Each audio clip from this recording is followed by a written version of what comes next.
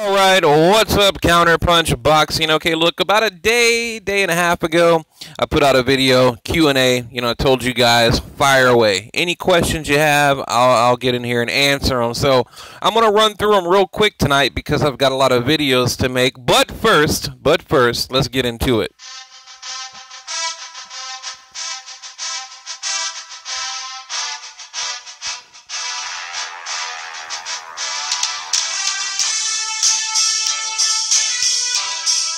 There we go. Cut the music. All right, enough of that. But no, and actually, I think we had like maybe or just under 500 people watch the video, 30, 40 questions. So let me try to flip over here. Hopefully I don't lose you. Let's see. I wonder if I can play that video while I'm recording. Yeah, there you go. Give you guys a little something to look at. But okay, let me get to the first question. And look, by the way, before we get to the questions, I just wanted to tell everyone thank you. I greatly appreciate, all the, all the support, whether it's good or bad. It seems to be like a lot of people hating on the channel, but I think that really, that really tells you the state of boxing media right now. You got a guy that comes on YouTube that's truthful and honest, and whether you agree with me or not, it's my honest opinion. And it's not biased, it's not racist, none of that garbage. It's simply my honest opinion about boxing. That's it. So, for those of you out there who appreciate it, thank you. Okay, question number one, Mario G. Okay, what's up, Mario? Shout out, Mario. You think Gennady Golovkin, Triple G will have to KO Red to win, or do you believe the fight will be fair and square? Hell no, I don't think it's going to be fair and square. Look, I've lost all faith in judges and officials, and especially in Vegas. I mean, if you would have asked me that question a year ago, I would have said, yeah, I think, or maybe not a year, maybe like 2 years ago, I would have told you, yes, I think, he'll get a fair shake, because Gennady Golovkin, he is the quote-unquote foreigner, right? But he's not really like this hated, foreigner-type Russian guy like a Kovalev. But even so, they're going to protect Canelo. But, yeah, I mean, if there's any close rounds, I think it's going to Canelo. I mean, that's my honest opinion. Do you think Canelo not doing VADA will be a factor in the fight? I mean, look, you go back to like Liam Smith, and he had all the issues back then with testing, and even I believe in the Amir Khan fight also. And I think, isn't it ironic that he kind of snubs the WBC? And if you want to defend and fight for the WBC, you've got to be enrolled in the clean boxing program. And I know they have other requirements with other sanctioning bodies, but in particular the WBC. So how ironic is it that Canelo wants nothing to do with them, and they're kind of spearheading the whole clean boxing program. I think that's a little bit ironic. And another question you could ask on top of that, you say, and this is GG81, you say, do you think Canelo not doing VADA will be a factor in the fight? Yes, I do. I don't trust any of these guys anymore. I don't, and there's always new things on the market that can pass testing, that they can even beat VADA. So, no, I don't trust any of them, and I think it will play a factor. And like I said, my opinion and my faith, in integrity when it comes to boxing has changed dramatically lately. So. But, okay, this is from Ruben. Let's see, Ruben DeCruz. Counter, where does Kovalev go from here? John David Jackson didn't seem to have his best interest, and I agree with that. Kovalev is a throwback fighter. I totally agree with that. What do you think needs to be changed for Kov to come back? And do you believe Gennady Golovkin is slipping, or was he playing possum? God bless, the channel. Great work. Real fans do appreciate it. Thank you very much, Ruben DeCruz. I mean, that means a lot to me, really. Kovalev, I know where he goes, okay? I mean, Kathy Duva has already said he lost the IBF, the WBA, and the WBO. I don't have any notes, so forgive me if I'm a little bit off tonight, but he lost the 3 belts. Where does he go? I mean, who's out there? Joe Smith, Sullivan Barrera, right? You know, she's talking about main event. They're from New Jersey, okay? That's where they're based. I mean, that's their hometown, their home base, New Jersey. She's talking about going back to the East Coast to like the Forum, or in Inglewood, you know, the Forum in Inglewood. Basically anywhere but Las Vegas, you know, Atlantic City, you know, or maybe like the Garden, you know, places like that. So what they want to do is, I think their way of thinking, they want to get back into their own territory like New Jersey, okay, and team up with a casino and HBO. And she said Kovalev will be back on HBO in November, okay? Let me see if I can rewind this video a little bit.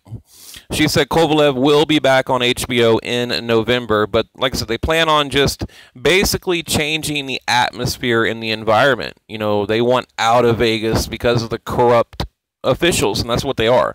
And look, there's not a lot of media out there that'll tell you these kind of things, but I'll tell you. I mean, because a lot of them are afraid of the repercussions and the consequences. They don't want to tell you that the media out there, or the officials rather, they're corrupt, you know, especially, you know, in Vegas. So, but thank you for the question. And and your second part, do I think Gennady Golovkin is slipping or playing possum? Both. I'll answer that question. Both. I think it's more playing possum than slipping.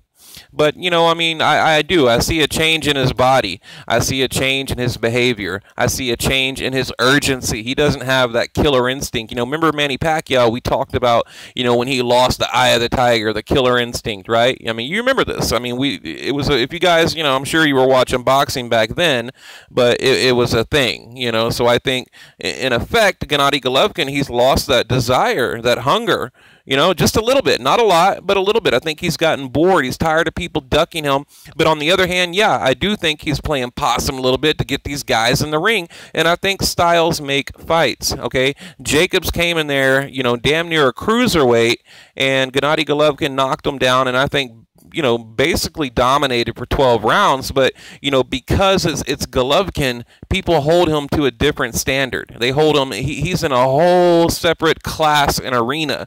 You know, I mean, how in the hell was that like a bad performance? But people claim, you know, he's slipping. Why? You know, because he didn't knock him out of the ring, right? He didn't knock his ass out. But I do. I mean, I just said, I don't want to contradict myself, because I just said, you know, how can people say that he is slipping? I think he is a little bit, but, you know, nothing dramatic, and nothing that his age and his knowledge will not make up for. You see, that's the thing. A lot of these guys that are getting older, like a Pacquiao, yeah, they might be slipping a little bit, but they've also gained a ton of knowledge. Look, I just talked to Juan Diaz. Juan Diaz fought Juan Manuel Marquez. The interviews down there in the channel about 3 months ago when I interviewed him, and he told me the exact same thing. He's like, yeah, I'm older, but I'm also wiser now. He's like, I think the older, wiser version of me can beat the younger prime Lion. You know, so that's interesting to think about. You know, so I think Golovkin, maybe he has slipped a little bit, but I think he's gained a lot of knowledge. So, okay, what what do you know about boxing ego fuckboy Troy King? I don't know a goddamn thing about Troy King, other than I'm tired of seeing his videos pop up in my newsfeed every 10 fucking minutes. I mean, that's what I do know. It's like, you know, every time I come on YouTube, I have to hit not interested. I mean, because you can like basically tell YouTube, you know, what to put in your feed, in your suggested feed, and I'm constantly hitting not interested, because there's always some video. I don't know who the fuck he is. Is he a boxer? I don't know. I have no idea. But all I know is Boxing Ego. I mean, he's constantly like doing this shit with this guy. So, and what do I think about Boxing Ego? I mean, you know, honestly, I think there is potential there. I think he does have the potential to be something much better. And I even told him this directly. I told him, I said, you know, you're putting yourself in a box, okay? You know, you're creating your own walls and your own boundaries with this biased bullshit reporting, this clickbait reporting, and that shows you that they value money over boxing, okay? And he didn't like that I said that. And his response was, oh, well, where's your YouTube channel? Where's your interviews? And where's this? And where's that? And this was before I created the channel. Me and him had this little conversation. And I explained to him that, I've contributed half my life to boxing. I'm not just on YouTube leeching off of monetization like a lot of these guys are. They're simply on YouTube to leech off of boxing. That's it. They could care less if it thrives or fails. As long as they get their check, they don't give a shit. So, what do I think about him? I think he has potential, but I think he ruins it with the whole racist, biased bullshit that he does. That's what I really think, Okay, have you ever hit someone preemptive?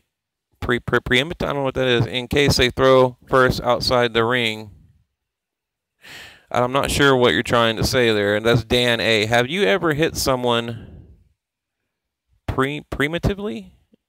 In case they throw, I don't know what that means, bro. Sorry. Michael Stock. Okay, would you guys call Gennady Golovkin graceful in his style?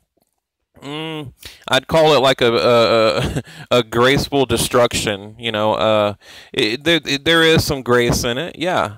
I mean, he's got a good flow to him, and you're watching the video right here. You can see, especially in slow motion, you can see. Yes, I think he's like a wrecking ball, but a graceful wrecking ball. Because if you think about all the other power punchers in boxing, like a Tyson, okay, let's use Tyson for example.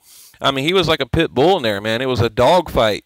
I think Gennady Golovkin, his boxing ability is underrated.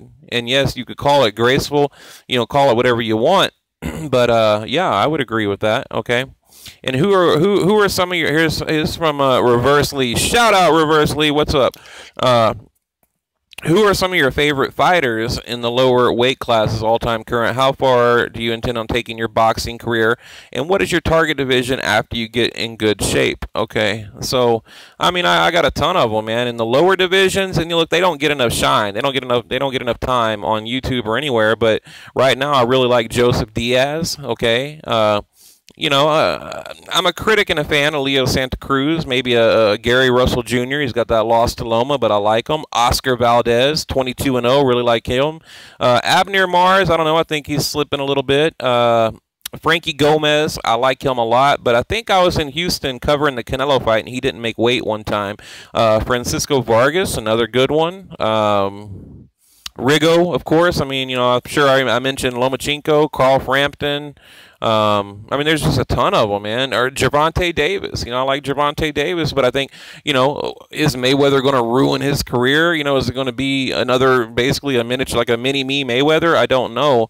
But, I typically favor, like, the Mexican fighters. I think that I like that style. I like that aggressive, come forward, kill or be killed style, okay? And that's why I like a Francisco Vargas or maybe like a Joseph Diaz, which I've hung out with him. He's a cool ass dude. He really is down to earth. Former Olympic champion, great guy. Okay. Formal intro would be great. Great work on the channel, Don V. Thank you for the comment, Don V. Now, I've told you guys, I don't know, maybe a lot of you don't know, but we are working on a more like, professional looking channel. We're going to have, like right now, my microphone's not all that great. That's why I sound like I'm talking through my nose, and you hear like a lot of hiss, like when I talk. I need a better microphone, but we're working on it right now. We're working on building our little studio and getting better equipment and things like that. But I've got some issues with YouTube right now I'm trying to clear up before I buy new equipment, but it'll come together soon. We'll have an intro, we'll have editing, an outro even, possibly like a, thank you for watching, like quick little outro, that kind of thing. But we're going to clean it up. We're going to sharpen up the channel soon, so thank you. Samuel Young. Kovalev needs to get a cast iron groin protector cup for low blows cheaters like Andre Ward. Agreed, buddy. Agreed. God, don't even get me going on that. Shit. Okay, this may not be the most interesting question, but having never attended a small venue fight, I'm curious, is it common that promoters hold tickets purchased through the venue primary market till 72 hours pre-fight? I presume this to be the pump-up sales for the closed-circuit TV viewing arena seats. They also keep it. That's a long question. Secondary market until he's asking about Yes, I mean it is common. I've been to a ton of small venue fights right here in Houston. I go to them all the damn time, and yes, I mean promoters have like so many little tricks up their sleeves. Like I said, I mentioned I worked with Lou Savarese. Okay, Lou Savarese, he just hosted Premier Boxing Champions on Fox One. Okay, Fox Sports 1. So I was actually there and covering it as press, and then I kind of helped promote his stable of fighters. I'm talking about Lou Savarese. So, but yeah, it is common for them to hold tickets. But hang on, let me get a drink of water. Oh my God, it's better. But yeah, very common. Okay, and that's from Amanda Ruscio. Okay, Michael Richards. Okay, do you think Canelo will exercise his rematch? Yeah, hell yeah. If Golovkin beats Canelo, I think he, depending. Now look, well, you know what? Even if he gets like knocked out like Pacquiao Marquez style, yeah, I think he will. I think we're going to see a trilogy. I'll tell you right now. It's look. That's like one of the biggest money fights to date. I mean, other than like a Mayweather-Pacquiao, maybe this whole bullshit Conor McGregor and Mayweather fight might generate, pretty decent numbers. I mean, look, you guys don't realize. I guarantee you that's going to hit probably close to like 1.5 million buys. Now, I think Gennady Golovkin Canelo will be a lot like Chavez. It'll break 2 million, maybe 2.2, 2.4, like Canelo Chavez did. But yeah, I do think he will exercise the clause, and I do think he's going to lose. But Bernard Hopkins, I was going to make a video about it, but I'll go ahead and tell you guys. Bernard Hopkins, he keeps talking about how Canelo will win his most hard-fought decision ever. Okay, so basically Bernard Hopkins is already going around talking about Canelo winning, the hardest 12-round fight he's ever had. So I don't think I like that too much. I'm like, why is he talking like that? I mean, what does he know that we don't know? You know what I mean? Okay, what we all want to know, can you beat Floyd? LOL. Yeah, actually I could. He's half my size. I guarantee you. Put me on with some gloves and get me in the ring with him and I'd knock his ass out. He's like literally half my size. I'm 240, let's see, right now I'm 247 pounds, like 6'1". Yeah. I would fucking stomp that dude. Okay, my question. Who can beat Ward at light heavy? He looked good despite the very bad stoppage. However, I'm not sure anyone beats him. Maybe Beterbiev. Flip it around. He takes a cruiserweight heavyweight. Okay, is there any champ at those weights that can beat Ward, assuming no robbery? Yeah, and this goes to, wow, Rune Osterling, I think. Shout out Rune.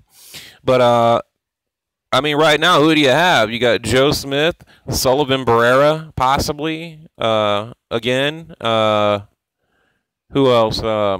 Beterbiev, right? Maybe a Beterbiev, Adonis Stevenson.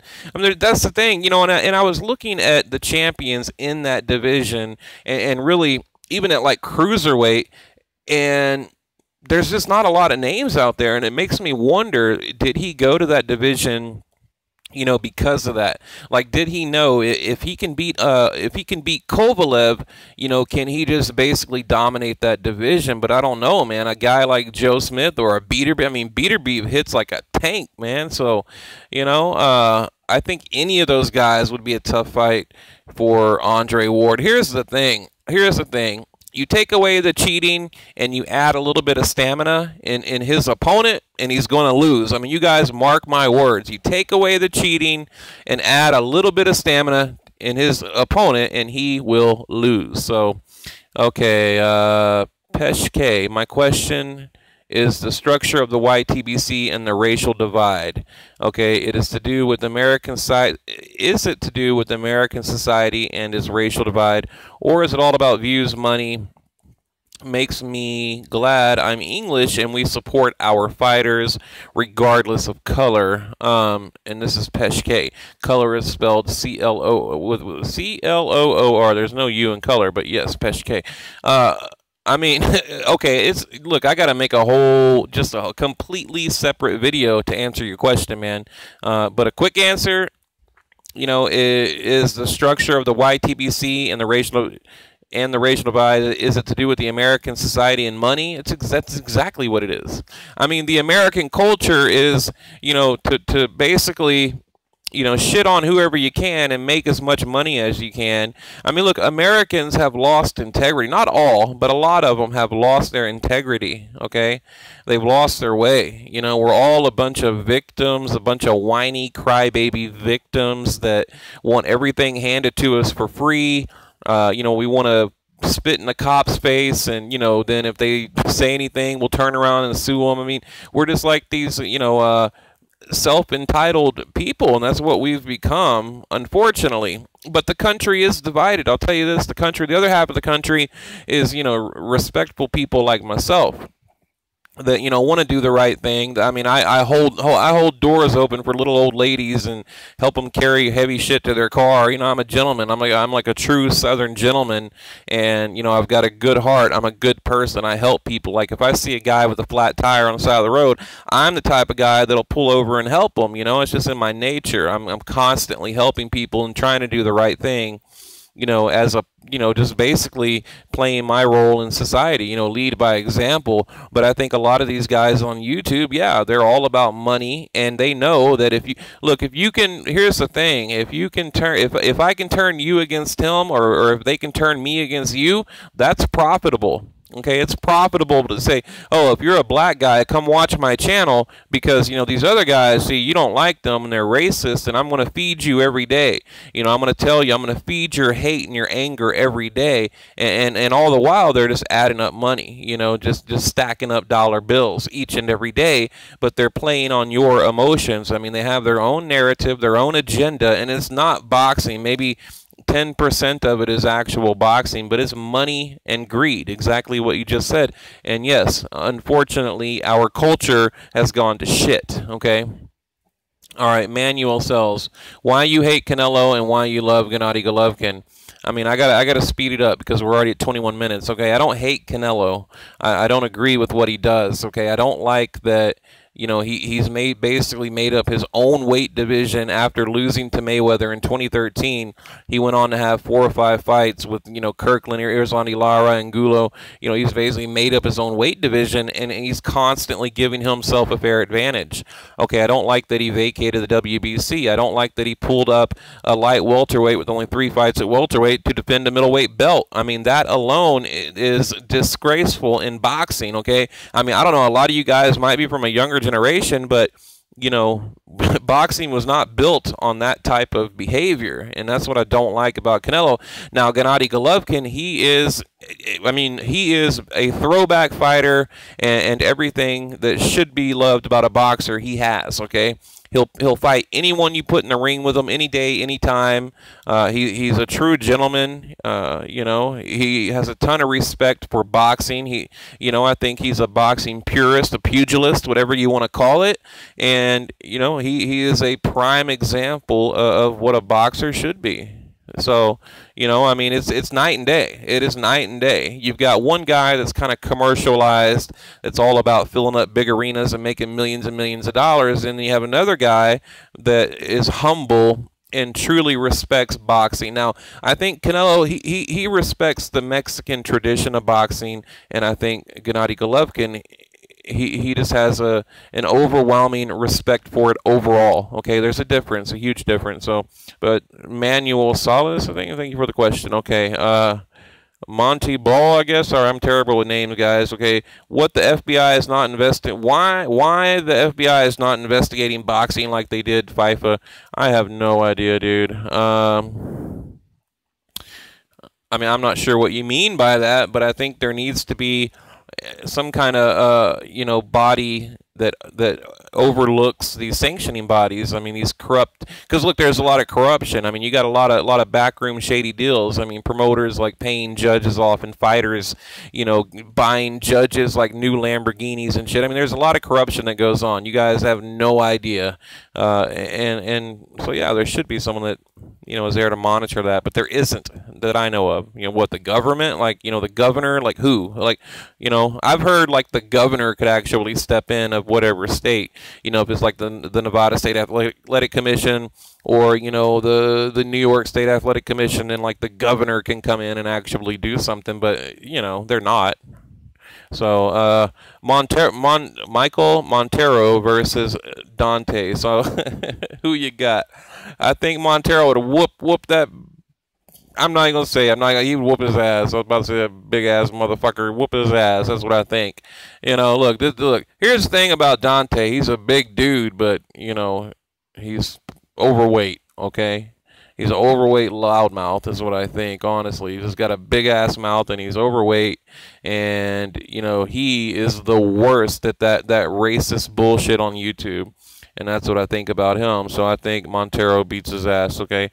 Okay, who wears the nicest shorts? I mean, I got a pretty mean short game, dude. I don't know. Athletic legs, Nike, black and white Nike shoes. I mean, shorts down to the knee. I'm not sure what you mean by that. But, and this is Mr. Wheezy Teats, okay? If you could live the life of any boxer, who would it be and why?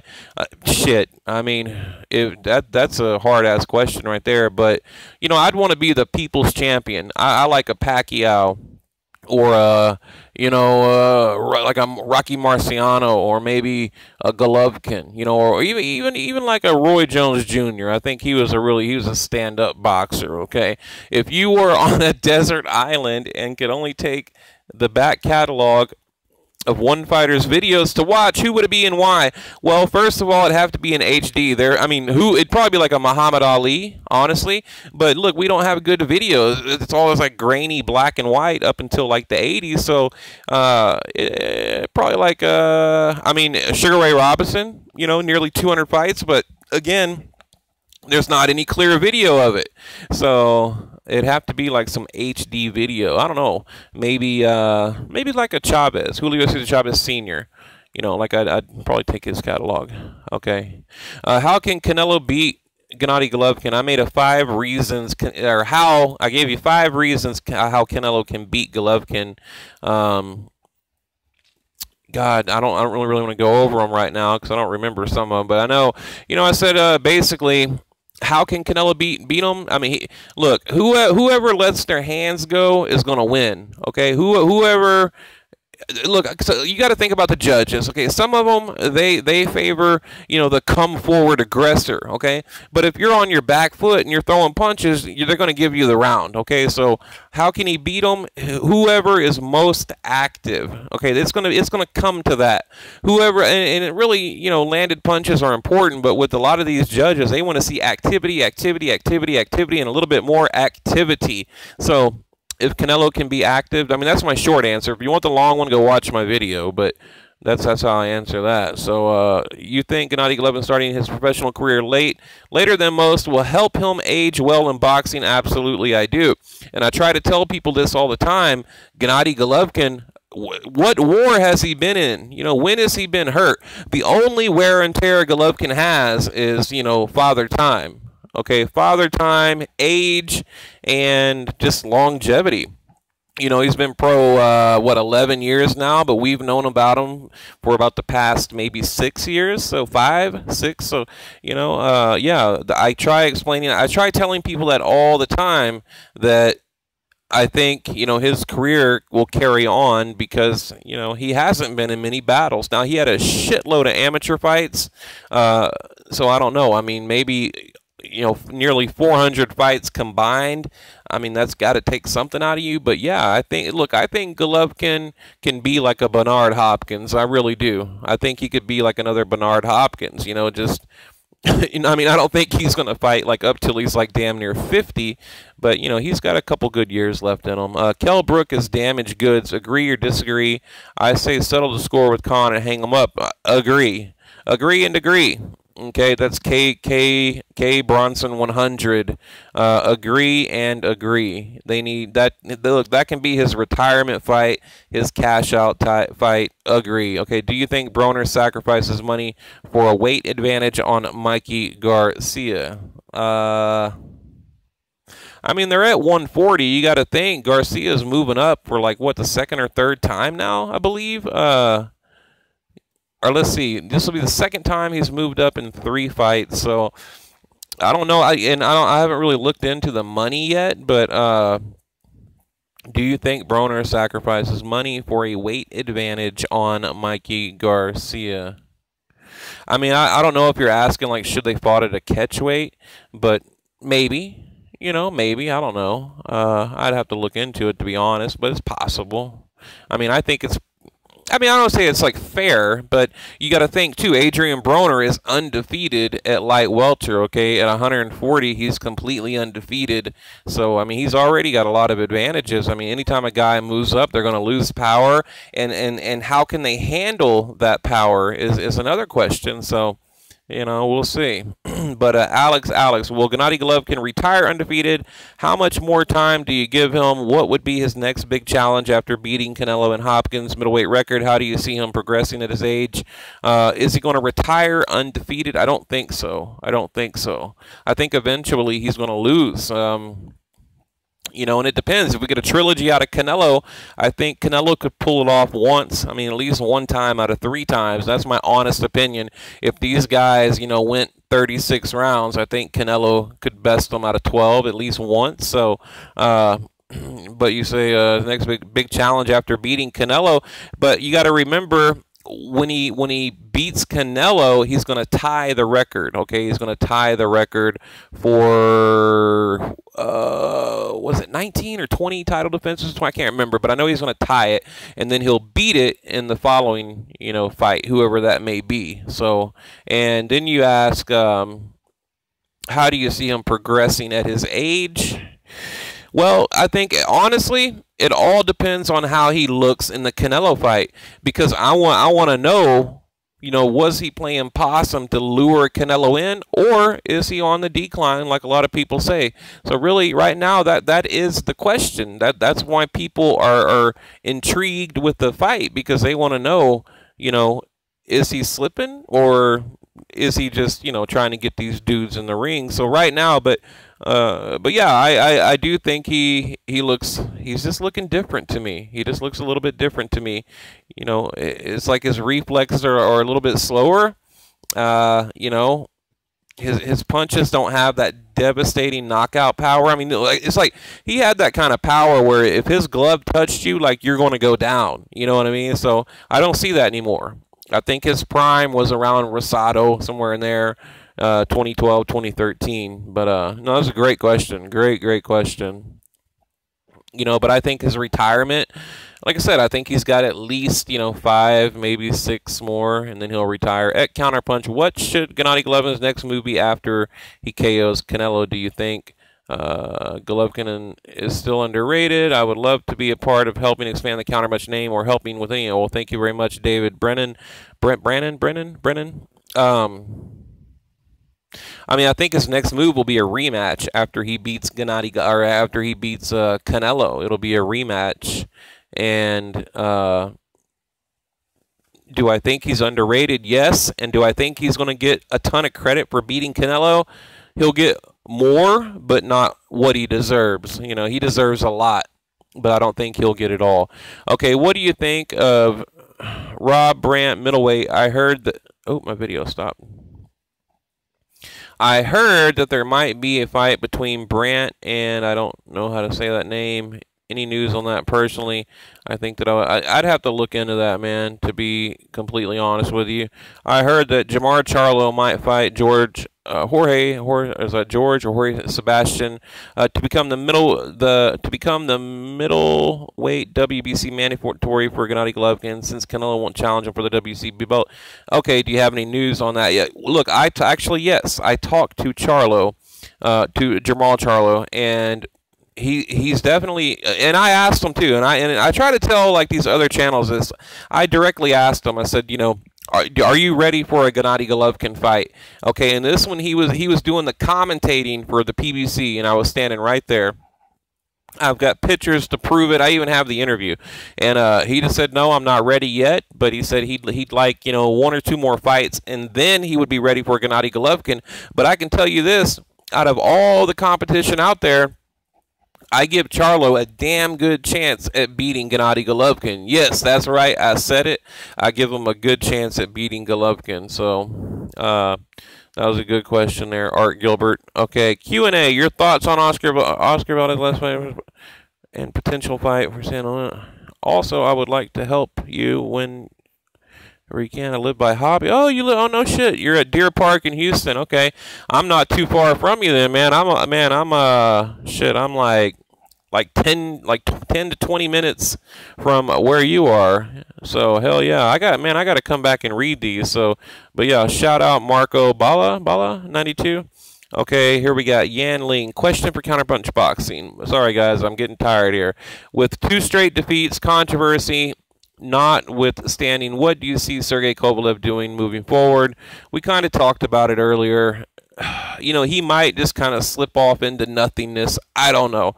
You know, I mean, if I was him, I'd be pissed. I'd be really pissed. And, you know, I'd probably try to have a good comeback fight. But no matter what he does, I mean, say he comes back and beats like a Joe Smith, they're going to say, oh, well, you know, he's green, he's young, he was a hype job, he got lucky with Bernard Hopkins, he got lucky with Fonfara. You know, they might say some shit like that. So and then if he takes a, you know, Sullivan Barrera, same thing, damaged goods, shop worn, you know. So, man, where does he go from here? You know, honestly, I don't know. This is a tough situation. I think Kathy Duba needs to work her magic and make something happen. That's what I think, okay? This guy says retirement. I couldn't resist, okay? Let's see. We got more. Probably making sure Tony Weeks' retirement. Okay, that's it. Oh, wow, I think that's it. Okay. Yeah, I'm going to cut it off there anyway, guys. Like, my freaking mouth is going numb or whatever. But, so, yeah, look, I appreciate the questions, and I enjoy doing it. I really do. But I wish I just had like 2 or 3 questions that I could really break down and go into, you know, go into depth on it. Like the questions about, you know, where does Golovkin go? Where does Kovalev go? Like, I wish I had the time to really break it down, but I don't want to make the video too long, so I'll leave it at that. But thank you guys for watching, and I really enjoy this. And for the couple of guys there that mentioned they want to help with the channel, I'll get with you soon. All right, guys. Thank you.